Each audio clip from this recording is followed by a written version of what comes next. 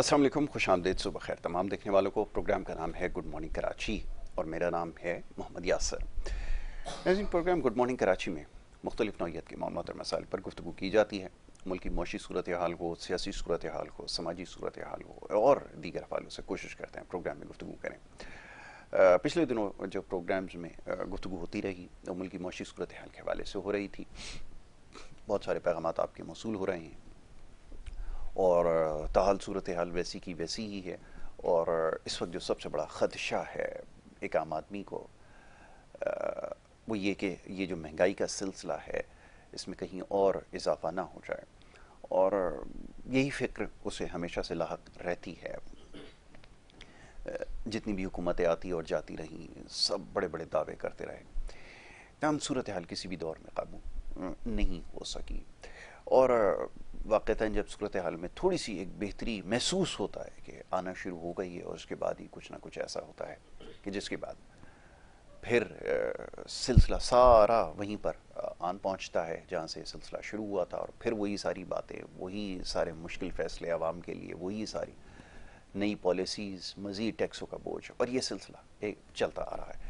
तो बहरहाल ख्याल ये था कि शायद इस दफ़ा ये सिलसिला जो है वो कम हो सकेगा, क्योंकि बड़े बड़े दावे वादे किए गए थे, नारे लगाए गए थे, सियासी नारे लगाए गए थे, बिजली के हवाले से, फ्री यूनिट्स के हवाले से, और ना जाने क्या कुछ।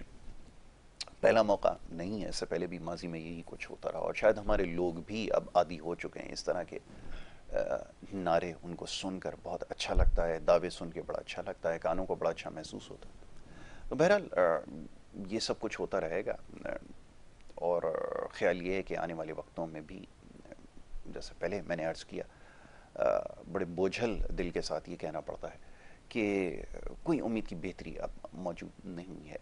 और ये IMF के पास जाना और ये वापस शराइत लेकर आना और फिर उनसे जो है वो बजट बनवाना और फिर ये फ़ैसले करना, ये ना रुकने वाला सिलसिला महसूस होता है। बहरहाल इन मामलात पर गुफ्तगू करेंगे, साथ साथ मुल्क की सियासी सूरत हाल भी यकीनन ज़ेर बहस आएगी, और समाजी नौइयत के मामलात ख़ास तौर पे उसमें बड़ी बेहतरी की गुंजाइश है। बहुत कुछ बताने की ज़रूरत है, हमें आपके इल्म में लाने की ज़रूरत है, बहुत सारी चीज़ों से अभी तक नावाकिफ़ हैं। तो कोशिश करेंगे इन मामलात पर गुफ्तगू करें। बड़े ख़ास मेहमान स्टूडियोज़ में तशरीफ़ फरमा हैं सुबह के वक्त, उनको सबसे पहले खुश आमदीद कहूँगा, और उसके बाद फिर गुफ्तगू का आगाज़ करेंगे। सबसे पहले जनाब मौजूद मेहमान इफ्तिखार ग़ज़ाली साहब तशरीफ़ फरमाए, जो कि न सिर्फ़ एक माहिर तालीम हैं बल्कि एक बेहतरीन तज्ज़ियाकार हैं। बड़ा अच्छा तबसरा करते हैं, मुल्क की सियासी सूरत हाल हो, मौशी सूरत हाल हो या समाजी सूरत हाल हो। ख़ास तौर पर जो समाजी सूरत हाल है उसके ऊपर, जैसे मैंने अर्ज़ किया, कि बात करना सबसे ज़्यादा ज़रूरी है। बहुत सारी चीज़ों से हम लाइल्म हैं, तो उससे आगही के लिए हमने मदऊ किया जनाब इफ्तिखार ग़ज़ाली को। उनको खुश आमदीद कहता हूँ। बहुत शुक्रिया एफ़ी भाई, बड़ी नवाजिश प्रोग्राम में वक्त देने के लिए। प्यार से एफ़ी भाई मैं उनको कहता हूँ। और उनके हमरा तशरीफ़ फरमाए जनाब हमारे बड़ी ख़ास, बड़ी मोहतरम जनाब फ़ारूक अफ़ज़ल साहब। टेलीविज़न पर एक जाना पहचाना नाम है, और बड़ी खुल कर गुफ्तगू करते हैं। हम बड़ा उनको कहते भी हैं ज़रा हल्का हाथ रखें, लेकिन बड़े साफ़ को आदमी हैं। मुल्क की मौशी सूरत हाल हो, सियासी सूरत हाल हो या दीगर मामलात हो, फ़ारूक भाई जो हैं वो हमारे हमेशा साथ होते हैं। आज सुबह के वक्त उन्होंने हमें ये इज़्ज़त बख्शी है कि वो स्टूडियोज़ तशरीफ़ लाएँ। फ़ारूक भाई को भी खुश आमदीद। बहुत शुक्रिया फ़ारूक भाई, बड़ी नवाजिश आपकी प्रोग्राम में वक्त देने के लिए। रफ़ी भाई, आपके सामने सूरत हाल है, कहाँ से सिलसिला शुरू करूँ, कहाँ महंगाई की बात करूँ, क्या बात करूँ, कहने के लिए मेरे पास अब कुछ भी नहीं है। जो जिस तरह के पैगामात मौसूल होता है, आपके साथ एक बड़ी पुरानी वाबस्तगी है। उस वक्त भी जब पैगामात आते थे, बिजली के रेट कब कम होंगे, पानी कब मिलेगा, सड़कें कब सही होंगी, बड़े बुरे हालात में हैं। और अब तक तो आदी हो जाना चाहिए था, लेकिन अब तक आदी शायद नहीं हो पा रहे हैं, ये समझ में नहीं आ रहा। तो कोई ऐसा फार्मूला बताएं कि इसके आदी हो जाएं, क्योंकि ये तो ठीक नहीं होंगे। ये जो मार सहने की वो आप अक्सर मिसाल देते हैं ना, वो छितर पड़ने वाली, उसकी आदत हमें हो जाए। कुछ ऐसा फार्मूला बता दीजिए।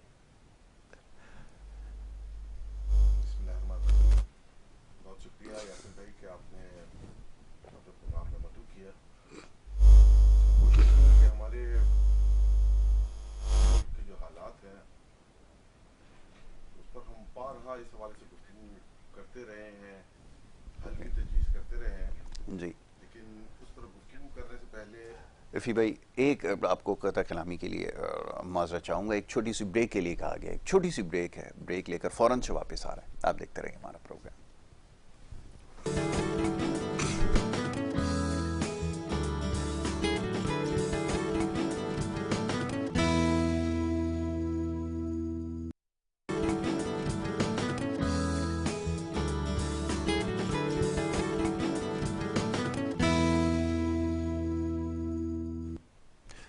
Welcome back. ایک دفعہ پھر آپ کو خوش آمدید کہوں گا. اور بریک پہ جانے سے پہلے گفتگو جاری تھی. جناب افتخار غزالی صاحب سے ہم بات کر رہے تھے معزز مہمان سے, اور جواب میں آپ سے لینا چاہوں گا. سوال میں آپ کے لیے چھوڑ گیا تھا. جی بسم اللہ الرحمن الرحیم. سب سے پہلے تو میں یہ چاہوں گا کہ اسلامی سال کا آغاز جی آج پہلا دن ماہ محرم الحرام کا, اور وہ اقبال نے کہا کہ غریب و سادہ اور رنگی ہے داستان واہ حرم, نہایت اس کی حسین ابتدا ہے اسماعیل. واہ تو حقیقت حال یہی ہے کہ اسلامی سال کا اختتام بھی قربانی کے جذبے سے, واہ اور پھر اسلامی سال کا آغاز بھی جہاں ایک طرف حضرت عمر فاروق کی شہادت کا دن, واہ اور پھر اس کے بعد دین کو بچانے کے لیے اور واہ اسلام کا بہت پرچم سر بلند کرنے کے لیے بے شک. اپنے سر کو نیزے پہ سر بلند کر دیا حضرت امام حسین نے اپنے خانوادے کے ساتھ. واہ تو اقبال کا یہ شعر ہمارے دین کی صحیح عکاسی کرتا ہوا نظر آتا ہے. اللہ تعالیٰ اس نئے آنے والے سال میں پوری امت مسلمہ کو, بالخصوص وطن عزیز کو, کامیابیوں اور کامرانیوں سے ہمکنار کرے. آمین الہی آمین.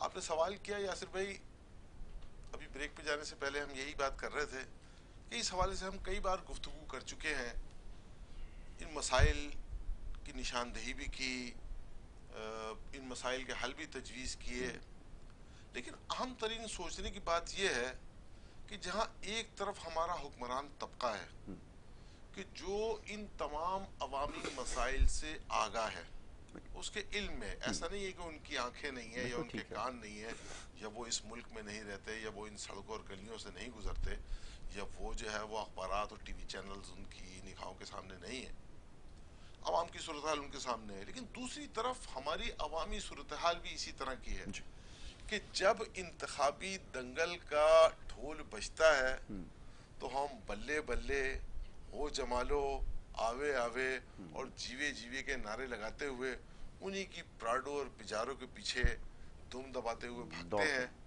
ووٹ کاسٹ کر دیتے ہیں, اور پھر اس کے بعد اگلے 5 سال تک ہم مہنگائی کا رونا روتے رہتے ہیں, ہم پریشانیوں کا رونا روتے رہتے ہیں, ہم اپنے دکھ درد کا مداوع کرنے کی آس لگائے بیٹھے ہوتے ہیں.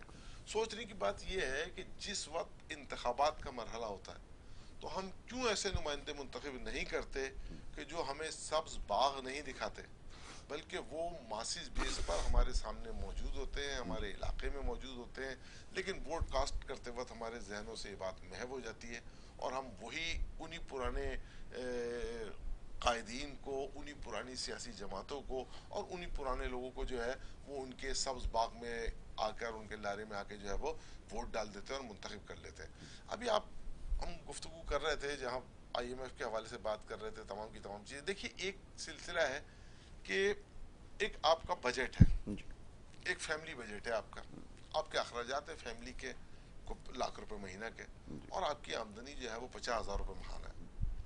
اب یہ جو 50,000 کا فرق ہے, اس فرق کو آپ نے پورا کرنا ہے. اس فرق کو آپ پورا کرنے کے لیے یا تو اپنے کسی دوست احباب سے قرض لیتے ہیں یا کوئی نیا کام شروع کرتے ہیں. یہاں صورتحال یہ ہے کہ قرض کی ہی ایک کیفیت بنی ہوئی ہے, قرض پر قرض, قرض پر قرض, قرض پر قرض. اس وقت وطن عزیز 80,000 ارب روپے کا مقروض ہے, 80,000 ارب. اب آپ یوں اندازہ لگا لیں کہ اگر ہم سالانہ بنیاد پر 1,000 ارب جو ہے وہ سود کی اور قرض کی شکل میں ادا کرنا شروع کریں, 1,000 ارب سالانہ, بالکل ایسا ہی. تو 80 سال لگ جائیں گے ہمیں اس قرض کو اتارنے میں, بالکل سمجھ رہے ہیں آپ. جی. لیکن اس قرض کو اتارنے کے لیے ہمیں مزید قرض لینے پڑیں گے. یہ مہنگائی کا طوفان آنا اسی باتوں کا پیش خیمہ ہے, اور یہی صورتحال ہمارے سامنے ہے. اصل چیز یہ ہے کہ میں بہت معذرت کے ساتھ عرض کروں گا یاسر بھائی کہ بڑا اسکوپ ہے ہمارے ملک میں. ہماری یوتھ جو ہے وہ بہت کام کرنا چاہتی ہے, وطن کے لیے بھی, اپنے لیے بھی, ملک کے لیے بھی, اور آپ سمجھ لیں کہ معاشرے اور سماج کے لیے بھی. لیکن ہم روزانہ شام 7 بجے سے لے کر رات 1 بجے تک اپنے میڈیا پر, چاہے وہ پرنٹ میڈیا ہو یا الیکٹرانک میڈیا ہو, ان کو صرف سیاست سیاست اور سیاست سکھانے پہ لگے ہوئے. पूरे हफ्ते के प्रोग्रामात का जायजा ले लें, बिल्कुल आपको सही, कहीं भी नौजवानों के प्रोग्राम नजर नहीं आएंगे जहां उनको ये बावर कराया जाता हो, बहुत खूब। जहां उनको ये सिखाया जाता हो कि इस वक्त दुनिया में इस चीज की डिमांड है, इस वक्त दुनिया इस चीज का तकाजा कर रही है, इस वक्त ये चीज जो है वो मार्केट में वैल्यूएबल है, आप इन कोर्सेज की तरफ और इस तालीम की बहुत तरफ अच्छी जाएंगे बात कर रहे हैं, तो बिल्कुल। आपको जो है वो ज्यादा वैल्यूएबल पोजीशन हासिल होती हुई नजर आएगी। कोई भी इस तरह की चीज नजर नहीं आती। नतीजा क्या निकल रहा है कि आज का नौजवान साइकोलॉजिकली एक मेंटली अपसेट जो बिल्कुल है ना ठीक, वो सूरत हाल का शिकार है। बिल्कुल ठीक। वो ये समझ नहीं पा रहा कि उसने करना क्या है। करना क्या है? यानी आप यूं समझ लें यासिर भाई, हम अपने प्रोग्रामों में अक्सर इस चीज का जिक्र करते रहे कि आज तक हम ये डिसाइड नहीं कर सके कि हमने अपने एजुकेशन सिस्टम में सिंध टैक्स, पंजाब टैक्स या इस्लामाबाद टैक्स बोर्ड की किताबें पढ़ानी है या हमने अपने मुल्क में ऑक्सफोर्ड और कैम्ब्रिज सिस्टम को नाफिज करना बिल्कुल है। ऐसा ही। हमने आगा खान बोर्ड या जो हमारे सरकारी सेकेंडरी बोर्ड्स हैं उनके तहत एग्जाम लेने हैं या हमने ऑक्सफोर्ड और कैम्ब्रिज के सिस्टम के तहत अपने एग्जाम लेने हैं। बिल्कुल ऐसा। जब आप अपने नौजवान को उसकी तालीमी सूरत हाल में ही इतना कंफ्यूज कर देंगे तो ला महला उसके नताइज इस तरह की सूरत हाल में नजर आएंगे कि वो फ्रस्ट्रेशन का शिकार हो जाएगा। आज जो महंगाई की सूरत हाल है ना यासिर भाई, देखिए उस महंगाई ने इतना फ्रस्ट्रेटेड कर दिया है कि अभी पिछले दिनों पानी की शदीद किल्लत के बायस सखी हसन हाइड्रेट पर लोगों ने हल्ला बोल दिया जी, हमला कर दिया। वहां जो वाटर टैंकर मौजूद थे उन्हें लाके सड़कों पर खड़ा कर दिया और वाटर टैंकरों के वॉलों को खोल दिया। गुज़िश्ता कल अजीजाबाद के इलाके में जो है वो आपके इल्म में आया होगा, हम K21 पर ये न्यूज देख रहे थे कि अजीजाबाद के इलाके में लोगों ने सड़कों पर जो है वो वाटर टैंकर खड़े करके उनके वॉल खोल दिए और पूरे के पूरे रोड को ब्लॉक कर दिया। आए दिन इस तरह की खबरें हमारे सामने लॉ एंड ऑर्डर के हवाले से आती रहती हैं कि लोगों ने डाकुओं को पकड़ा और उन्हें जिंदा जलाने की कोशिश की, यानी मारने की कोशिश की। ये फ्रस्ट्रेशन की निशानदेही नहीं है तो और क्या है। यानी एक तरफ आपका नौजवान अपने रोजगार के हवाले से, अपनी तालीम के हवाले से फ्रस्ट्रेशन का शिकार है, दूसरी जानिब हमारे हुक्मरानों के करतूत महंगाई की शक्ल में इस अंदाज से हमारे सामने आ रहे हैं कि आज का यूथ जो है वो जहां अपने मुस्तकबिल से मायूस हो चुका है वहां वो आने वाले दिनों के अंदर इतना फ्रस्ट्रेटेड होता हुआ दिखाई दे रहा है कि अल्लाह ना करे कि कोई ऐसी सूरत हाल दरपेश आ जाए कि अभी पिछले दिनों हम न्यूज पर देख रहे थे कि कीनिया में IMF के कहने पर टैक्स लगाया गया तो वहां लोगों ने सेनेट और वहां की असेंबली को आग लगा दी। अल्लाह ना करे कि इस तरह की सूरत हाल दरपेश। बिल्कुल ठीक है। फर्क भाई आपकी तरफ आता हूँ। सवाल आपसे भी वही है, बल्कि मेरा ख्याल है ये सवाल तो इतनी दफ़ा दोहराया जा चुका है कि मज़ीद इसके ऊपर क्या कहा जाए। ये जारी सूरत हाल है, मैं चाहूँगा ज़रा इसके बारे में कुछ फरमाइए। जैसा भी गज़ाली भाई ने कहा कि नाउमीदी जब फैलना शुरू हो जाती है वो किसी भी हवाले से हो तो फिर सूरत हाल ज़्यादा ख़राब होती है।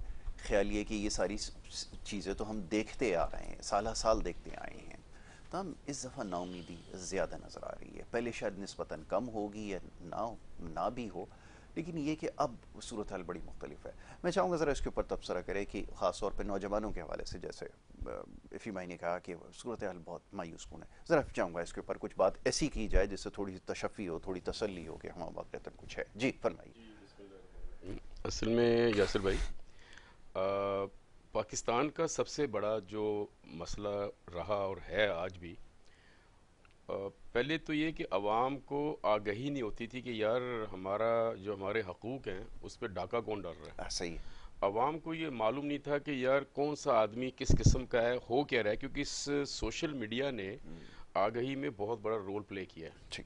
पहले हम सिर्फ PTV देखते थे और जो सुनाया मनवन हमने उसको कबूल किया, बिल्कुल ठीक है, और उसको हमने ईमान समझ के आगे चलना शुरू कर दिया। ठीक है, कोई चॉइस नहीं है। उस ज़माने में प्रिंट मीडिया बहुत होता था, अखबारात आते थे, हमें बड़े शौक़ था, अखबार ज़रूर पढ़ते थे।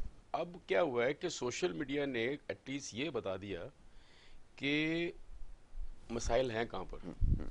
लेकिन दूसरी बदकिस्मती क्या है कि हमारी जो अवाम, मिनहसल अवाम, हम खुद करप्ट हैं। जब हम ऐसे लोगों को वोट देते हैं दोबारा बार बार, जो अभी इफ़ी भाई बात कर रहे थे कि जी वो वही अवाम दोबारा उनके जब दंगल बचता है आपका इलेक्शंस का, फिर हम उन्हीं को वोट देते हैं। اس کی ریزن یہ ہے کہ اکثریت عوام جو ہماری وہ خود کرپٹ ہے. وہ ایسے لوگوں کو اس لیے ووٹ دیتی ہے کہ وہ یہ سمجھتے ہیں کہ یہی لوگ آئیں گے تو ہمارا وہ سسٹم چلتا رہے گا. بالکل ایسا ہی. اچھا وہ کیوں ہے کرپٹ؟ اس وجہ سے ہے ان کی کردار سازی نہیں ہوئی ہے. ہمارا جو تعلیمی نظام ہے نا وہ بغیر کردار سازی کے. ہم جو تعلیم بیچتے ہیں نا، چاہے آکسفورڈ کی ہو، چاہے آغا خان بک کی ہو یا ٹیکسٹ بک کی ہو، ہم تعلیم کو بیچتے ہیں لیکن ہم بچوں کی کردار سازی نہیں کرتے. اور کردار سازی آپ کو قرآن پاک کے جو اللہ سبحانہ وتعالیٰ رہنما اصول بتائے کہ زندگی گزارنی کیسے، ضابطۂ حیات کیا ہے، ٹھیک ہے، حقوق کیا ہیں آپ کے، سوسائٹی بھی حقوق کیا ہیں آپ کے، حقوق العباد کیا ہیں. دیکھیں حقوق اللہ تو اللہ پاک با فرمانے والے نا 5-6 حقوق اللہ کے، بس باقی تو سارے حقوق العباد ہیں. اس کی تربیت کا ہے. لوگوں کو اندازہ نہیں ہے کہ میرا آپ کے پہ کیا حق ہے، آپ کا مجھ پہ کیا حق ہے، سوسائٹی پہ کیا حق ہے، ماں باپ بہن بھائی دوست احباب اساتذہ سیاستداں جو بھی ہیں، ٹھیک ہے نا. تو وہ جب کردار سازی نہیں ہوتی نا تو پھر آپ بغیر کسی مقصد کے آگے بڑھ رہے ہوتے ہیں. آپ کو معلوم ہی نہیں آپ کو جانا کہاں ہے، آپ کو معلوم نہیں آپ کر کیا رہے ہیں. ٹھیک ہے، جب انصاف نہیں ہوتا نا تو پھر یہ واقعات ہوتے ہیں جو یہ بات کر رہے ہیں کہ جی جو پکڑا گیا چور یا ڈاکو اس کو جلا دو. کیوں؟ انہیں یہ علم ہے کہ یہ جو نظام ہمارا عدالتی نظام ہے وہ اتنا ناقص نظام ہے کہ اس نے چھوٹ جانا ہے، پولیس نے چھوڑ دینا ہے، کوئی سزا نہیں ہونی ہے، انصاف نہیں ملنا ہے. جب تک یہ سزائیں پراپر طریقے سے نہیں دی جائیں گی معاشرے میں اصلاح نہیں آ سکتی. سزائیں اللہ تعالیٰ نے جو قرآن میں لکھی ہیں وہ اصلاح کے لیے ہیں، وہ کوئی یہ نہیں کہ کوئی اس کے لیے آپ کو عبرت. اور کہا قرآن میں کہ جب کسی کو سزا دو تو ایک گروہ اکٹھا کر لو تاکہ وہ دیکھیں، عبرت پکڑے نا کہ بھائی ایسا گناہ نہیں کرنا ہے، رائٹ. لیکن انفارچونیٹلی ہمارا پولیس کا پروسیکیوشن نظام، ہمارا عدالتی نظام جو بے انصافی پر مبنی ہے، پھر انسان انصاف اپنے ہاتھ میں لے لیتا ہے، بولا یا ہم خود کریں گے یار، کیونکہ ان کو پتہ انصاف نہیں ملنا. لیکن اگر یہی تربیت ہو تو وہی جو جج بنے گا اگر وہ صحیح تربیت ساز ہوگا تو اللہ سے ڈر کے انصاف کرے گا، اس کا فوراً حل کرے گا. ٹھیک ہے. لیکن کیا ہے کہ ہمارا معاشرہ جب سے ہمارا یہ ملک بنا ہے 76 سال سے الحمدللہ ہمارے پاس کوئی بھی ایسا تعلیمی ادارہ نہیں ہے جو کردار سازی پہ توجہ دے. ٹھیک ہے. ہماری پہلے کردار سازی تو ہو. پہلے وقت میں جو ہماری نسل ہے، ہمارے ماں باپ کچھ نہ کچھ ہمیں سکھاتے تھے، اٹھنے کے، بیٹھنے کے، کھانے کے آداب، کس طرح ملنا ہے، کیا کرنا ہے، جھوٹ نہیں بولنا بیٹا، یہ نہیں کرنا، ایسا نہیں کرنا، بہت سی چیزیں ہوتی تھیں. آج کل کی جو مائیں یا باپ ہیں وہ اس فوج سے ہیں جن کی تربیت نہیں ہوئی تو وہ اپنے بچوں کی تربیت کیا کریں گے؟ تو گھروں کا وہ ماحول نہیں ہے ابھی. ٹھیک ہے. ہر بندہ مادر پدر آزاد ہے، کوئی ادب اداب نہیں ہے، کوئی سنتا نہیں کسی کی. تو فرسٹریشن تو دیکھیے جب تک ہم اپنی کردار سازی نہیں کریں گے نا تو ہماری فرسٹریشن بڑھتی رہے گی. اور جو ملک میں ایک اس قسم کا نظام ہو جہاں پر کہ آپ کا حق نہیں مل رہا، آپ کو جیسے کوٹا سسٹم ہے، آپ کو نوکری نہیں ملتی، آپ کو سفارش کے بغیر کام نہیں ہوتا، تو نوجوان جو بے کردار بھی ہے، مطلب اس سینس نہیں کہہ رہے خدا نہ خاصا بہکا ہوا، لیکن کردار سازی نہیں ہے اس کو، وہ کیا کرے گا پھر؟ وہ یا تو ملک چھوڑ کے چلا جائے گا، یا غلط کام کرنا شروع کر دے گا، کچھ بھی کرے گا. تو ہمیں پہلے اس ملک کو بچانے کے لیے تعلیمی نظام ایک رکھنا پڑے گا، چاہے وہ کسی کا بچہ بھی ہو، کسی لاڈ کا بچہ بھی ہو، تو ایک ہی نظام ہو. یو کے میں ایک نظام کیوں ہے تعلیم کا؟ یو ایس اے میں ایک نظام کیوں ہے تعلیم کا؟ وہاں پر 6 نظام 10 نظام کیوں نہیں ہے؟ ٹھیک ہے. ہمارے ملک میں ایسا کیوں ہے؟ کیونکہ ہم جو غلامی میں رہے تو ہم نے اسی غلامی کو قبول کیا ہوا ہے. ٹھیک ہے. اور ہمارا تعلیمی نظام، ہمارا کلچر یو کے ہاتھ میں ہے. ہمارا جو بھی فورن پالیسی اور فائنینسز جو ہے وہ یو ایس اے کے ہاتھ میں ہے. تو ہمارے اپنے ہاتھ میں تو کچھ بھی نہیں ہے. اگر آپ دیکھیں تو ہمارے ہاتھ میں کچھ بھی نہیں ہے. وہ جو پالیسیز دیتے ہیں ہمیں اس پہ چلنا پڑتا ہے. ہم ان سے پوچھ کے چلتے ہیں کہ جی یہ ہم اپنے کلچرل چینجز کر لیں، بولو نو آپ یہ کریں. ہم تعلیمی نظام دو تعلیمی نظام انگریزوں نے پیدا کیے تھے. ٹھیک ہے. ہندوستان اور پاکستان جب ہم ایک تھے تو ہم پہ حکمران تو وہی تھے نا. تو انہوں نے اپنی ایلیٹ کلاس کے لیے آکسفورڈ سسٹم انٹروڈیوس کروایا تھا ہندوستان میں، کیمبرج سسٹم، تاکہ انہی کے بچے اوپر آئیں جو ان کے خاص لوگ ہوتے تھے. اور جو دوسرے لوگ ہیں ان کو بھائی تم کمین ہو، تم یہ نظام پڑھو، تم یہی رہو گے. تو وہ جو دو طبقہ ہے نا وہ آج تک چلا آ رہا ہے، آج تک وہی چلا آ رہا ہے. اور ہم ابھی کا بات کریں تعلیمی نظام کو چینج کرنے کی، میں ہمیشہ سے کہتا دائی رہا ہوں کہ دیکھیں کسی ملک نے بھی کوئی مستار لی ہوئی زبان لے کے ترقی نہیں کی ہے. سب سے پہلے تو ہمیں اردو میں ہمارا نظام تعلیم پورا اردو میں ہونا چاہیے. آپ نے اگر ترقی کرنی ہے نا تو انگریزی پڑھ کے نہیں کرنی. انگریزی آپ بولنا ضرور سیکھیں اگر آپ کو باہر جانا ہے، آپ فرینچ بھی سیکھیں، آپ جرمن بھی سیکھیں، کوئی حرج نہیں ہے، ایز اے لینگویج ضرور سیکھیں. لیکن جو تعلیمی نظام ہے، جو آپ کا ٹیلنٹ ہے، وہ جب تک آپ اپنی زبان میں نہیں پڑھیں گے نا، وہ آپ کا ٹیلنٹ باہر نہیں آئے گا. آپ دیکھیں جرمنی لے لیں، Japan, France, Russia, Korea, China, آپ جائیں ان کا تعلیمی نظام ان کی اپنی زبان میں ہے. ٹھیک ہے، تو مجھے بتائیں کوئی ایسا ملک بتا دیں کہ جس کی زبان ABC ہو اور اس نے انگریزی زبان لے کے ترقی کی ہو. کوئی بتا دیں ایسا ملک، بتا دیں میرے کو آپ. کیونکہ ہمارا وہ طبقہ جو حکمرانی کر رہا ہے، یہ وہ ایلیٹ کیپچرز ہیں نا، جو کہ حکمرانی سمجھتے ہیں، اپنا حق سمجھتے ہیں. تو انہوں نے یہ ایک ایسا رائے بنا دی ہے کہ اگر انگلش میں نہیں کریں گے، انگریزی میں، تو ہم ترقی نہیں کریں گے. This is all bullshit. I tell you, I am sorry to say that, you know. The problem دیکھیے ہمارے جو یوتھ کیوں ٹیلنٹ نہیں آتا. اگر میں اپنی زبان میں ایک اچھی چیز ایکسپلین کر سکتا ہوں بنسبت انگریزی کے، وہ بچے پیچھے رہ جاتے ہیں. کیوں کہ انگریزی میں بول نہیں سکتے بھائی، وہ انہوں نے اردو میڈیم پڑھا ہوا ہے، اسے ایکسپلین نہیں کر پاتے. تو آپ جب سارا نظام ایک ہوگا، آپ یقین جانیے آپ خود ماحول دیکھیں گے کہ پاکستان کا ماحول، جو یوتھ ہے ہمارا، وہ کتنا آگے جائے گا. ہمارا یوتھ اتنا ٹیلنٹڈ ہے یاسر بھائی. جب یہ ملک سے باہر جاتے ہیں نا، ان کی زبان سیکھ کے ان میں رہ کے ان کو مات دیتے ہیں. یہ بالکل اب کہیں بھی دیکھ لیں، جہاں بھی جاتے ہیں پاکستانی پڑھا لکھا آدمی بتا رہا ہوں میں، ٹھیک ہے نا. جو دوسرے لوگ جاتے ہیں جرائم کرتے ہیں جا کے، ان کی بات نہیں کر رہا. جو ہمارا پڑھا لکھا بچہ یہاں سے جاتا ہے، آپ یقین جانے وہاں کے لوگوں سے بہت آگے چلا جاتا ہے. کیوں؟ اس کے اندر ٹیلنٹ ہے یار. ہمارے یوتھ میں الحمدللہ بہت ٹیلنٹ ہے، اس کو صرف ابھارنے کی ضرورت ہے. اور وہ ہمارے اپنے تعلیمی نظام جب تک اردو میں نہیں ہوگا نا سر، یعنی ایک نظام پورے ملک میں، ایک نظام ایک ہونی چاہیے، ایک یونیفارم پالیسی، تو سماجی مسائل آپ کے بہت حل ہو جائیں گے، کافی حد تک جو ہے وہ حل ہو جائیں گے. آپ نے بالکل درست کیا. ایک تو چیز کی نشاندہی کی کہ جناب ایک نصاب جو ہے وہ قومی زبان کے اندر ہو. دوسرا کردار سازی کے اوپر بات کی ہے. دونوں بڑے اہم نقطے ہیں اور دونوں مکمل ان کو نظر انداز کر دیا گیا. اب سوال یہ پیدا ہوتا ہے کہ یہ سلسلہ کہاں سے آخر شروع کیا جائے. یہاں تو مسئلہ یہ ہے کہ جو لسانیت ہے یہ ایک ایسا موضوع بن چکا ہے کہ جس کو چھڑتے ہوئے ڈر لگتا ہے، کیونکہ اگر اس کے اوپر بات کی جائے تو پھر اس کو ایک الگ رنگ دیا جاتا ہے. اس کی وجہ یہ کہ جو اذہان ہمارے پاس ہیں ماشاءاللہ، یہ ان تمام چیزوں سے آ رہی ہیں، ان تمام معاملات کو سمجھنے سے قاصر ہیں. یہی وجہ ہے کہ بہت ساری جگہ پر ہمارے یہاں ٹکراؤ پیدا ہوا. اس سے مسائل کو حل کیا جا سکتا ہے.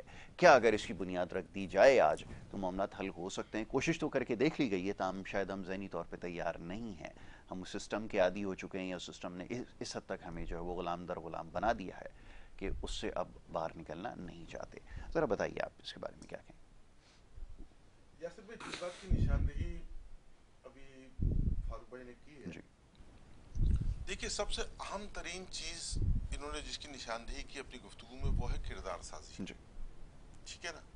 اچھا، کردار سازی کا آغاز کہاں سے ہوگا؟ کردار سازی کا آغاز ہوگا آپ کے بچے کی ابتدائی تربیت سے. ٹھیک ہے نا. یعنی آپ کے ہاں جو سسٹم ہے ہمارے ملک میں، وہ یہ ہے کہ 5 سال کے بچے کو ہم ایک سرکاری اسکول میں داخلہ دیتے ہیں. یہ یوں سمجھ لیں کہ کلاس 1 میں داخلے کی جو ایج ہے وہ 5 سال ہے. ہماری پرائیویٹ اسکول سسٹم ہے اس میں تو وہ 2.5 سال اور 3 سال کے بچے کو بھی لے لیتے ہیں، اور انہوں نے جو ہے وہ نرسری اور پریپ اور اس طرح کے جو ہے وہ مونٹیسری اور تمام چیزیں شامل کی ہوئی ہیں. لیکن بہرحال کلاس 1 میں وہ بچہ اسی وقت آتا ہے جب وہ 5 سال کا ہوتا ہے. اور یہ ایک حد ہے کہ میٹرک میں جب بچہ 9 کلاس کا ایگزام دے گا تو اس کی عمر جو ہے وہ 14 سال ہونی چاہیے. 14 ایئرس کا بچہ جو ہے وہ 9 کا ایگزام دے گا، اور آفٹر 15 ایئر جو ہے وہ میٹرک پاس ہو جائے گا. اب ایک بچے کو اس کی کردار سازی کے لیے جب ہم ایک اسکول میں داخل کراتے ہیں تو سوچنے کی بات یہ ہے، قابل غور و فکر مقام ہے یہ، کہ جس معلم کے سپرد ہم اس بچے کو کر رہے ہیں، آیا اس معلم کی کردار سازی ہو چکی ہے؟ کیا اس معلم میں اتنا ٹیلنٹ اور اتنی ایبلٹی اور اتنی صلاحیت موجود ہے کہ وہ 5 سال تک ایک بچہ جو اس کے پاس رہے گا اس بچے کی کردار سازی کر سکے؟ بہت معذرت کے ساتھ میں عرض کروں گا کہ ابھی پچھلے دنوں جو ہے وہ ہماری سندھ گورنمنٹ نے بڑا اس کا پروپیگنڈا بھی کیا اور لوگوں کے سامنے لے کر آئے کہ جی ہم نے جو ہے وہ میرٹ بیسس پہ جو ہے وہ اساتذہ کی بھرتی کی ہے پرائمری اور سیکنڈری میں، اور تمام کا تمام سلسلہ، اور تقریباً 50,000 کے لگ بھگ جو ہے وہ اساتذہ ہم نے بھرتی کیے ہیں. لیکن اس میرٹ کی جو صورتحال تھی وہ کیا تھی کہ ابتدائی طور پر یہ کہا گیا کہ جو 80% نمبر لے گا، 80% مارکس لے گا جو اس کا ٹیسٹ ہوئے تھے، انہیں جو ہے وہ آفر لیٹر ایشو کیے جائیں گے. ایگزام جب ہوا تو لاکھوں کی تعداد میں اس میں افراد شریک تھے. اور جو 80% مارکس لینے والے لوگ تھے ان کی تعداد چند 100 میں تھی. اس کے بعد اس میرٹ کو 60% پہ لایا گیا. 60% کی بھی تعداد چند 100 تھی. نتیجہ یہ ہوا کہ وہ پرسنٹیج گھٹتے گھٹتے گھٹتے گھٹتے یہاں تک پہنچی کہ ایسے لوگ کہ جنہوں نے 35 یا 40% مارکس لیے ہیں تو ان کو بھی آفر لیٹر ایشو کیے جائیں گے. اب جہاں صورتحال اس نوعیت کی ہو کہ آپ اس طرح کے اساتذہ بھرتی کرنے پہ تلے ہوں کہ جنہوں نے جو ہے وہ 35 اور 40% مارکس لیے ہوں آپ کے جو ہے وہ ایپٹیٹیوڈ ٹیسٹ میں اور آپ کے جو ہے وہ ابتدائی انٹرویو سے پہلے کے جو ٹیسٹ آپ لے رہے ہیں اس میں, تو وہ بچے وہ اساتذہ جو ہے وہ طلباء کی کیا کردار سازی کریں گے اور کیا انہیں پڑھائیں گے. یاسر بھائی شاید آپ کے علم میں ہو, میں نے لاسٹ آپ کے ایک پروگرام میں ایک اپنا تجربہ شیئر کیا تھا کہ ایک سرکاری اسکول میں جانا ہوا جی. تو وہاں میں نے دیکھا کہ ایک استاد صاحب جو ہے وہ بچوں کو کچھ پڑھانے میں لگے ہوئے, اور وہ بچے جو ہے وہ ابتدائی کلاسز کے ہی بچے تھے, پرائمری اسکول تھا وہ. بورڈ پر انہوں نے لفظ لکھا ہوا تھا پتھر, ٹھیک ہے جی. اب یہ جو لفظ ہے یہ ہے پتھر, پے تھے ہے اور رے, پتھر. انہوں نے بورڈ پر لکھا ہوا تھا پتھر. تو میں نے جو ہے وہ بورڈ پر لکھا دیکھا تو میں نے استاد صاحب سے پوچھا, میں نے کہا سر یہ بورڈ پر آپ نے لکھا ہے پتھر, جی. تو میں نے کہا پتھر ہوتا ہے, میں نے کہا ہاں پتھر ہی ہوتا ہے نا, پتھر ہوتا ہے. میں نے کہا سر پتھر نہیں ہوتا, پتھر ہوتا ہے. بالکل. تو ہنسنے لگے. یعنی اب آپ یہ اندازہ لگائیے کہ آپ کا ایک پرائمری اسکول کا ٹیچر جسے پتھر اور پتھر کے فرق کا نہ معلوم ہو, اس کو ہم نے بچوں کی کردار سازی کے لیے اور تعلیم مہیا کرنے کے لیے ایک پرائمری اسکول میں اپوائنٹ کیا ہوا ہے, جہاں ہم اسے ایک ہینڈسم اماؤنٹ تنخواہ کی شکل میں دے رہے ہیں. تو ہمارے پاس کسی بھی طرح کا کوئی چیک اینڈ بیلنس نہیں ہے. ہمارے علم میں یہ نہیں ہے کہ وہ اساتذہ اسکولوں میں جا کر بچوں کو کیا تعلیم دے رہے ہیں اور کیا پڑھا رہے ہیں اور ان اپنی تعلیمی کیفیت کا کیا حال ہے. تو جب ایسے اساتذہ بھرتی کیے جائیں گے کہ جو 35 اور 40% مارکس لے کر جو ہے وہ ٹیچر بھرتی ہو جائیں گے, تو آپ کیا نتیجہ اخذ کرنے کی سوچتے ہیں؟ یاسر بھائی بہت معذرت کے ساتھ عرض کروں گا کہ اس وقت وطن عزیز میں یہ سرکاری اور غیر سرکاری تنظیموں کا سروے ہے کہ وطن عزیز میں 2.60 کروڑ بچہ سرے سے اسکول ہی نہیں جاتا. اب آپ ذرا اندازہ لگائیے کہ آج کی تاریخ میں ہم بیٹھ کر یہ سوچیں کہ 5 سال کے ایسے بچے اس ملک میں موجود ہیں جن کی تعداد 2.60 کروڑ ہے, اور ان کی عمریں 5 سال ہیں, جو سرے سے اسکول ہی نہیں جاتے. آفٹر 10 ایئرز یہ بچے 15 ایئرز کے ہوں گے. ابھی ان کی عمر 5 سال ہے, 10 سال کے بعد ان کی عمر 15 سال ہوگی. یعنی 15 سال کے بعد آپ کے ملک میں 2.5 کروڑ سے زیادہ ایسا نوجوان موجود ہوگا کہ جس نے سرے سے اسکول کی شکل ہی نہیں دیکھی ہے. اب آپ اس سے کیا ایکسپیکٹ کریں گے؟ کیا توقع کریں گے کہ وہ ملک کی ترقی کے لیے, معاشرے کے سدھار کے لیے, معاشرتی بھلائی کے لیے اور اس ملک کو دنیا میں ایک اعلیٰ مقام دینے کے لیے اپنا کیا کردار ادا کر سکتا ہے؟ ممکن ہی نہیں ہے, زہر قاتل. یہ ممکنات میں نہیں ہے کہ وہ کوئی کردار ادا کر سکے. نتیجہ کیا نکلے گا کہ وہ کہیں یا تو نشے کا عادی بن کے پڑا ہوگا, بالکل ایسا ہی ہے, یا پھر وہ سڑکوں پر جو ہے وہ اسٹریٹ کرائم میں ملوث ہوگا, یا پھر وہ کچھ ایسی تنظیمات کے ہتھے چڑھ جائے گا جو اس کی برین واشنگ کر کے اسے خود کچھ بمبار بنا دیں گے.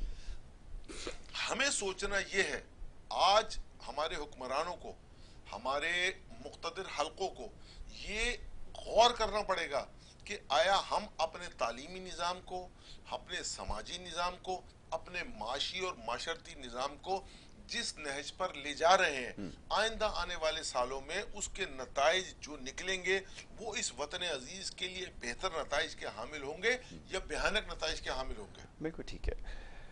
فاروق بھائی, اختلاف تو نہیں کیا جا سکتا, جیسے بھی بات ہو رہی تھی کہ تعلیمی نظام سے ہی سلسلہ شروع ہوتا ہے, اور یہ بڑی بھیانک صورتحال ہے جس کی ابھی نشاندہی یہاں پر کی گئی ہے. بہرحال ہمارے یہاں حکومتیں آتی جاتی تو رہتی ہیں, بڑے بڑے دعوے بھی ہوتے ہیں, سب کچھ ہوتا ہے, اور سب کچھ دینے کے لیے شاید تیار بھی ہوں, شاید وہ وقت آ بھی جائے کہ کسی نہ کسی کے دباؤ پر یہ ساری چیزیں ڈیلیور کر بھی دیں. لیکن ایک چیز کے اوپر سارے متفق ہیں, وہ یہ کہ کچھ بھی ہو شعور نہیں آنا چاہیے, اور تعلیم اگر آ گئی تو پھر ظاہر ہے کہ جی سسٹم کے ہمیشہ کہتا ہوں کہ بینیفیشری ہیں, تو پھر سارا سلسلہ ختم ہو جائے گا. یعنی کہ باپ کے بعد جو ہے وہ بیٹا ایم این اے بنے گا, پھر وہ حلقہ اس کا ہوگا, پھر وہ وزارت اس کو ملے گی، پھر وہ ایک سارا سلسلہ ہوگا، تو یہ تو سلسلہ ہمیشہ کے لیے ختم ہو جائے گا. تو اس سے پتہ یہ چلتا ہے کہ کچھ بھی ہو جائے یہ سلسلہ نہ ہو کہ جس میں لوگوں کو تعلیم بھی ملے اور شعور بھی آئے. جیسا بھی انہوں نے، میرے اپنے کچھ تجربات ہیں جو میں اتفاق ہوا اسکولوں میں جا کے، سرکاری اسکولوں میں جا کر میں نے جو دیکھا، جو کچھ وہ ناقابل بیان ہے. میں شاید اس قدر صورتحال بھیانک ہے کہ اگر اس کا تذکرہ کروں تو لوگ حیران ہو جائیں. ایک چھوٹی سی مثال یہ کہ ایک 9ویں جماعت کا ٹیچر جو کیمسٹری کا جو وہ پڑھا رہا تھا، اور اس سے میں نے صرف پانی کا فارمولا جو ہے وہ پوچھا تو اس کو اس کے بارے میں علم نہیں تھا. تو آپ اس سے اندازہ لگا سکتے ہیں. بریک کے لیے کہہ دیا گیا. فاروق بھائی واپس آ کے اس سلسلے پہ بات کریں گے. ایک چھوٹی سی بریک ہے، واپس آ رہے ہیں. آپ دیکھتے رہیے ہمارا پروگرام.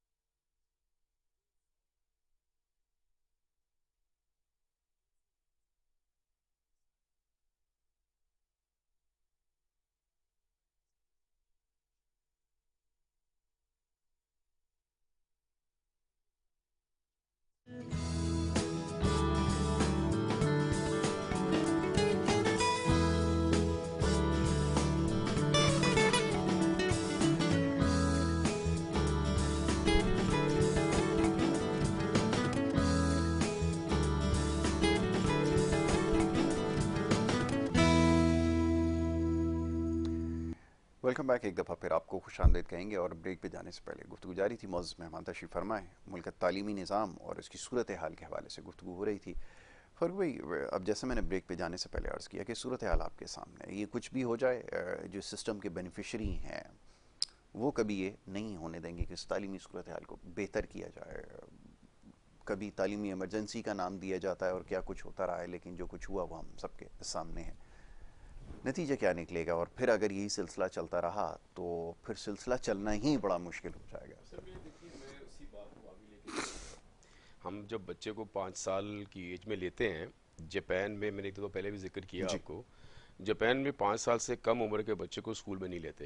5 سال کی عمر میں لیتے ہیں، اس کے اگلے 5 سال وہ بچے کو ABCD نہیں سکھاتے. وہ اگلے 5 سال پورے بچے کی تربیت کا اہتمام کرتے ہیں، کردار سازی کا اہتمام کرتے ہیں. وہ اس کو سکھاتے ہیں صفائی کیسے کرنی ہے، بریوری کیا ہے، شیئرنگ کیا ہے، کیئرنگ کیا ہے، ادب، کھانے کے، بیٹھنے کے، معاشرے میں پارکنگ، فلانا چیزیں. ان کو پورا معاشرتی علوم جو ہوتا ہے نا وہ دیتے ہیں، ان کو کردار سازی کرتے ہیں ان کی پورے 5 سال. ایک کلاس کے 20 بچے جو ہوتے ہیں نا، ہر کلاس کی باری ہوتی ہے کہ اس دن انہوں نے پورے اسکول کی صفائی کرنی ہے. ان کی میں تو وہی مار دیتے ہیں نا وہ، ٹھیک ہے. ہمارے تو ایگو ہوتی ہے نا، تو وہ باتھ روم بھی صاف کرے گی کلاس، وہ پوری کلاسوں کی صفائی کرے گی. اگلے دن اگلی کلاس کی باری ہوگی. وہ چھوٹے بچے ہوتے ہیں، رائٹ. ان کو انکریج کیا جاتا ہے، ان کو بتایا جاتا ہے صفائی کیسے کرنی ہے، صفائی کیسے رکھنی ہے. آپ جاپان کا معاشرہ آپ دیکھیں، آپ یہ وہ چیز، صفائی نصف مان ہے نا ہمارا. تو کیا ہم لوگ نصف مان میں ہیں؟ ہم گندگی کر کے then we expect from the mayor and from the councillor that he should come اور آ کے صفائی کرے میرے گھر کی. میں اپنا گھر صاف نہیں رکھتا ہوں. باہر کا ہمارا جو محلے گندے ہوتے ہیں، کیوں ہوتے ہیں؟ ہم ریپر پھینک رہے ہیں، گندگی پھینک رہے ہیں. ہمارا دین کیا صفائی کا ہے کچھ نہیں ہے. کیوں؟ ان کو سکھایا نہیں گیا. آپ گاڑیوں میں دیکھیں پیرنٹس بیٹھے ہوتے ہیں، شیشہ کھولیں گے وہ ریپر پھینک دے گا، وہ کین پھینک دے گا. وہ بچے، ماں باپ بیٹھے ہوئے ہیں ہنس رہے ہیں، بچہ باپ بھی یہی کر رہا ہے، ماں بھی یہی کر رہی ہے. تو چیز کیا ہے کہ جو شروع کے دیکھیں ہم نے، میں کریکٹر ایجوکیشن فاؤنڈیشن ہے اس کا میں کراچی میں امبیسڈر بھی ہوں. میں ہمارا جو بیسک بچوں کو ہے وہ کریکولم ہے، جو یہ بات کر رہے تھے افتخار بھائی، کہ جب بچے کو اگر ہم شروع سے کریکولم پڑھائیں گے نا تربیت کے لیے. میں آپ کو صرف چند چیزیں بتاتا ہوں جو ہمارا اس میں ہے کہ ہم بچے کو کیا شروع میں پڑھانا، جو ہماری چیزیں چاہیے ہمارے معاشرے میں، those are very important to teach the kid. اب کیا ہے دیکھیے، ہمارے قومی یا صاف کیا ہونے چاہیے، اس میں کیا ہے؟ اقدار، عادات، ذات کی نمو، مہارتیں اور حقوق و فرائض. یہ 5 چیزیں. اچھا، اب عادات کیا ہونی چاہیے ہمارے بچوں کو؟ کیا سکھانا ہے ہم کو؟ سچائی، بہت اچھی بات، دیانت، صبر، عدل، حیا. یہ ہم نے اس وصف میں یہ سکھانا ہے ہم کو. اگلے اصحاب میں سے کیا ہے؟ عادات. عادات کیا ہونی چاہیے آپ کی؟ صفائی، محنت, پابندی وقت, بہت اچھی بات. مطالعہ, مثبت سوچ, ٹھیک ہے, یہ بچوں میں پیدا کریں ہم شروع میں. ٹھیک ہے. پھر ہم کیا کریں, ذات کی نمو کیسے ہوگی, خود شناسی, رائٹ, خود احتسابی, خود اعتمادی, خود انحصاری, بہت خوب. اور خود داری. یہ ہم نے ان کو سکھانا ہے اپنی ذات کی نمو کے لیے.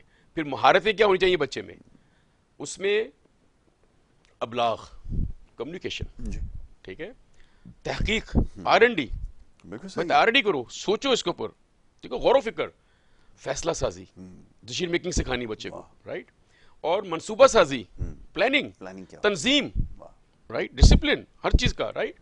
اور پھر آخری کیا ہے, حقوق و فرائض, اللہ اور رسول کے حقوق, بے شک, ذات کے حقوق, خاندان کے حقوق, رشتہ داروں کے حقوق, معاشرے کے حقوق. بہت خوب. یہ وہ بیسک چیزیں ہیں.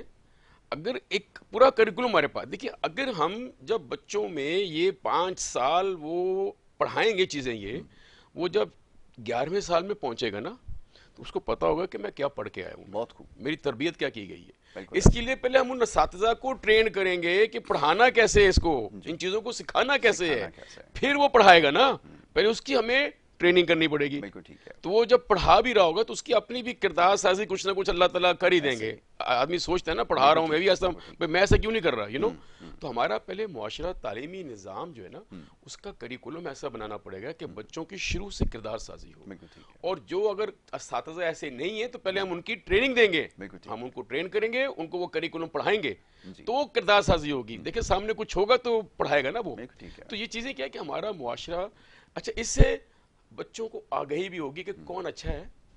جب مجھے پتا سچ بولنا ہے, مجھے پتا ہے دیانتداری کرنی ہے, جب مجھے علم ہوگا کہ یار یہ جو ہمارا سیاستدان ہے یہ سالہ دیانتداری نہیں ہے, یہ تو سچا سچ بھی نہیں بولتا, یہ تو ہر دفعہ جھوٹ بولتا ہے, تو میں جب بڑا ہو رہا میں کبھی اس کو ووٹ نہیں دوں گا. میں بالکل ایسا ہی. ٹھیک ہے, تو میری پہلے تربیت ضروری ہے اس معاشرے کے لیے, اس میں رہنے کے لیے. بالکل صحیح. جب تک میں یہ نہیں کروں گا میرا معاشرہ نہیں سدھرے گا. بالکل ٹھیک ہے. صحیح غلط کا فیصلہ تبھی ہو سکے گا جب یہ ساری چیزیں ایک انسان کے اندر ہوں. اب بچوں کے اندر کیا, بڑوں کے اندر آپ دیکھ لیجئے, جو سب سے زیادہ اس وقت قحط پایا جاتا ہے وہ یہی ہے کہ نہ ہمارے پاس تربیت ہے.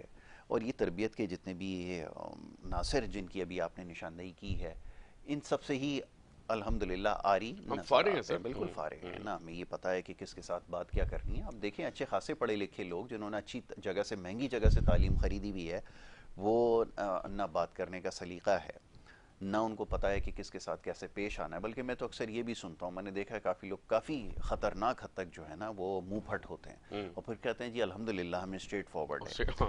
اچھا جی آپ اسٹریٹ فارورڈ ہے, پھر یہ کہ ہمارا ایک الگ لیول ہے. پھر ہمارے یہاں معاشرے میں اور بہت ساری چیزیں ایسی ہیں کہ ہم کس کو کتنی عزت دیتے ہیں, اس سے پتہ یہ چلتا ہے اس کے پاس زیادہ پیسہ ہے تو اس کو زیادہ عزت دی جائے گی, اس کے پاس کم پیسہ ہے تو اس کو کم وہ دی جائے گی, وقت بھی اسی حساب سے ہم دیتے ہیں. اور یہ ساری چیزیں ہمارے یہ ہماری سوسائٹی کا یہ المیہ یہ ہے کہ دنیا میں ایسی آپ کو کہیں نظیر نہیں ملے گی کہ ہم امیروں کے لیے تو کھڑے ہو جائیں, لیکن اگر کوئی پڑھا لکھا کوئی ایسا باکردار شخص آئے اس کے لیے ہم جو ہے وہ حجت تھوڑی سی نہیں کر سکتے. یہ تو ہمارا المیہ ہے. غزالی بھائی یہ تو فرمائیے کہ اب تو یہ جتنی چیزوں کی نشاندہی ہے, میں یہ سوچ رہا ہوں کہ اگر یہ آج سے امپلیمنٹ کروں تو اس کے نتائج مجھے کم از کم 15 سے 20 سال کے بعد نظر آئیں گے, لیکن پھر جو نتائج ہوں گے وہ ایسے ہوں گے کہ پھر اس کے اوپر سوال نہیں کیا جا سکے گا. اگر کوئی شخص یا کوئی بچہ اگر یہ ساری چیزیں سیکھ جائے, آج ان میں سے ایک بھی چیز ایسی نہیں ہے جو اسکول کے اندر سکھائی جا رہی ہے. اور چلیں اسکول کو رہنے دیجیے, اگر گھر کے اندر بھی اگر ایسا ماحول ہو, جیسے ایک میں بڑی ایک عام سی مثال دیتا ہوں, روزانہ میں یہ دیکھتا ہوں کہ چلتی سڑک پہ ہاتھ نکال کے باپ بھی وہ چیز پھینکے گا, وہ بچے بھی پھینکیں گے, ان کو شاید یہ بتایا ہی نہیں گیا کہ یہ کتنا بڑا گناہ ہے. وہ صرف گناہ اس کو سمجھتے ہیں کہ جو ان کو یہ بتایا گیا کہ یہ مت کرنا وہ مت کرنا, یہ گناہ ہے, اس کے علاوہ اور ان کو نہیں پتا. دیکھیے میں نے ابھی ابتدائی گفتگو میں یہ بات کی تھی کہ اصل میں اس میں ایک بہت بڑا کردار جو ہے وہ ہمارے میڈیا کا ہے کہ وہ اپنا کردار ادا کر سکتا ہے. اور الحمدللہ اس وقت وطن عزیز میں بہت سارے ٹی وی چینل چل رہے ہیں اور اس میں مارننگ شوز ہوتے ہیں, لیکن آپ کا جو مارننگ شو ہے وہ ان تمام مارننگ شوز سے ہٹ کر بالکل ایک مختلف نوعیت کا پروگرام ہے کہ جہاں اس کے دیکھنے والوں کی تعداد ایک بہت بڑی تعداد ملک بھر میں موجود ہے. وہاں وہ ملک کے حساس ترین موضوعات پر جو ہے وہ آپ کا یہ پروگرام چلتا ہے. دیکھیے میں گزارش کروں کہ آپ ایک کسی بھی ادارے میں جب کسی شخص کو اپوائنٹ کرتے ہیں تو اس کے بعد جو ہے وہ آپ اسے چھوڑ دیتے ہیں. یعنی جسٹ لائک آپ یوں سمجھ لیں کہ ہم نے ایک شخص کو ٹیچر اپوائنٹ کیا, پرائمری ٹیچر ہم نے کسی شخص کو اپوائنٹ کر لیا. اب جب اس کی نوکری کنفرم ہو گئی آفٹر 3 months, تو 40 سال کے لیے وہ ٹیچر جو ہے وہ ایک پرائمری اسکول کے اندر اپوائنٹ ہو چکا ہے. اس کا ایک روٹین ٹرانسفر تو شاید 2-4 سال کے بعد آگے پیچھے ہو جائے, لیکن وہ ایک پرائمری ٹیچر 40 سال کے لیے موجود ہے وہاں پر. آیا اس 40 سال کے عرصے میں ہم نے اس کی ٹریننگ کے لیے اور اس کی ذہن سازی کے لیے اور جدید علوم سے اس کی آگاہی کے لیے کوئی سیٹ اپ یا کوئی سلسلہ کیا ہے؟ ہم 40 سال تک پلٹ کر پوچھتے ہی نہیں ہے کہ جس شخص کو ہم نے ایز اے ٹیچر اپوائنٹ کیا تھا, جس شخص کو ہم نے ایک سبجیکٹ اسپیشلسٹ کے طور پر جو ہے وہ ایک ادارے میں بھیجا تھا, اب اس سبجیکٹ کے حوالے سے جو جدید تحقیق سامنے آئی ہے یا جو ایک صورتحال اس وقت دنیا کے اندر موجود ہے, تو آیا ہم نے اس کو وہ آگاہی دی ہے یا نہیں دی ہے؟ یعنی آپ یوں سمجھ لینا کہ ایک طویل عرصے تک جو ہے وہ ہم ڈارون کی تھیوری پڑھاتے رہے جبکہ دنیا اس سے بہت آگے نکل چکی تھی. طویل عرصے تک ہم اپنے پرائمری اسکولز میں یہ پڑھاتے رہے کہ کسی بھی چیز کے اس چھوٹے سے چھوٹے ذرے کو جس کی مزید تقسیم ناممکن ہو اسے ایٹم کہا جاتا ہے, جبکہ یہ تھیوری کب کی رد ہو چکی تھی, لیکن ہم طویل عرصے تک بچوں کو یہی پڑھاتے رہے. دیکھیے میں ایک کسی گزارش کروں آپ کے سامنے یاسر بھائی, کہ ہم جس ملک میں رہتے ہیں ہمارا ملک جو ہے وہ تھوڑا سا اس طرح ہے کہ ہمارا ایک مذہبی رجحان بہت زیادہ ہمارے لوگوں کا ہے, مذہب سے وابستگی ہے, مذہبی رسومات پر جو ہے وہ بڑی جو ہے وہ خلوص نیت کے ساتھ اور بڑی محبت سے ہم جو ہے وہ عمل کرتے ہیں. ابھی ماہ محرم الحرام کا مہینہ ہمارا یہ پہلا ہی مہینہ شروع ہوا ہے, اس میں نظر و نیاز اور جلسے و جلوس اور مختلف مجالس اور مذاکرے اور اس طرح کا سلسلہ جو ہے وہ شہادت امام حسین کے حوالے سے چلے گا. آگے ربیع الاول کا مہینہ آنے والا ہے تو اس کے اندر محافل میلاد اور اس طرح کا سلسلہ ہے. رمضان شریف کا پورا مہینہ جو ہے وہ لوگ یعنی ایک اوور آل اگر آپ پورے جو ہے وہ سلسلہ دیکھیں تو ہمارا ایک مذہبی رجحان زیادہ ہے. اچھا ایک چیز اور ہے کہ ہمارے ملک کی اکثریت جو ہے وہ مختلف خانوادوں سے بھی وابستہ ہے, یعنی مختلف پیران الزام سے جو ہے وہ لوگ بیعت ہوتے ہیں, ان کے مریدان میں جو ہے وہ شامل ہوتے ہیں.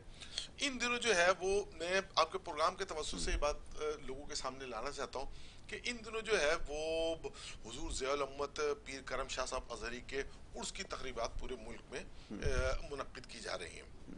اچھا ان لوگوں نے جو ہے بڑا علمی ایک سلسلہ ہے, اور سرگودا سے آگے بڑا ایک چھوٹا سا علاقہ ہے بھیرا, وہاں انہوں نے جو ہے وہ اپنا ایک ادارہ قائم کیا ہوا ہے. ایک زمانے میں دارالعلوم تھا وہ محمدیہ غوثیہ, اب بہرحال یونیورسٹی کا درجہ اسے مل گیا ہے. وہاں سے فارغ التحصیل جو لوگ ہیں انہوں نے جو ہے وہ اپنی ایک آرگنائزیشن قائم کی ہے. اس آرگنائزیشن کے تحت انہوں نے یہ طے کیا کہ حضور ضیاء الامت پیر کرم شاہ صاحب ازہری کی عرس کی جو تقریبات ہیں وہ پورے ملک میں ایک سیمینارز کی شکل میں جو ہے وہ منعقد کی جائیں گی. اس وقت ملک کے طول و عرض میں مختلف مقامات پر جو ہے وہ ضیاء الامت سیمینار جو ہے وہ منعقد کرائے جا رہے ہیں.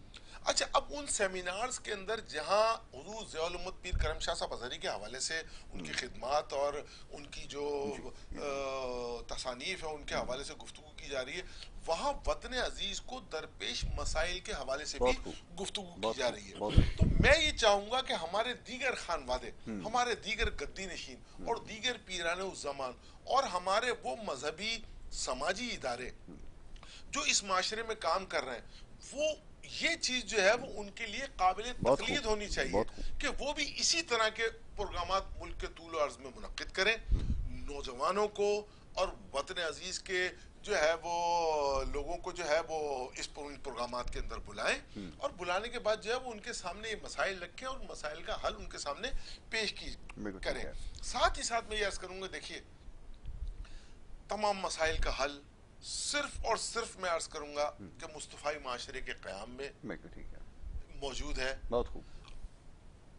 دنیا بھر میں امن و سکون, آتشی اور تمام کی تمام چیزیں جو ہے وہ ایک مصطفی معاشرے کے قیام سے ممکن ہے. بہت خوب. اگر ہم حضور نبی کریم علیہ الصلوۃ والتسلیم کے اسوہ حسنہ پر عمل کرتے ہوئے اپنے ملک کو ایک مصطفی معاشرے کی شکل میں دنیا کے سامنے لے کر آئیں تو نہ صرف یہ کہ پوری امت بلکہ دوسرے ممالک کے رہنے والے بھی جو ہے وہ ہمارے ملک کو دیکھتے ہوئے جو ہے وہ بالکل ٹھیک ہے, اپنے حالات کو بدلنے کے لیے تیار ہوں گے. بالکل ٹھیک ہے جناب. اب گفتگو تو ایسی ہے کہ اس کے اوپر مزید بات کرنے کی ضرورت بھی ہے.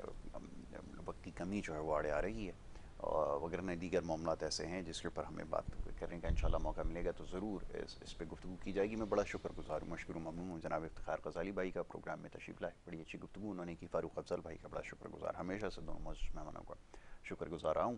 اور وقت ہو رہا ہے بریک کا. بریک کے بعد دوسرا سیگمنٹ کا سلسلہ ہے, اس کو آگے بڑھانا ہے. آپ دیکھتے رہیے ہمارا پروگرام.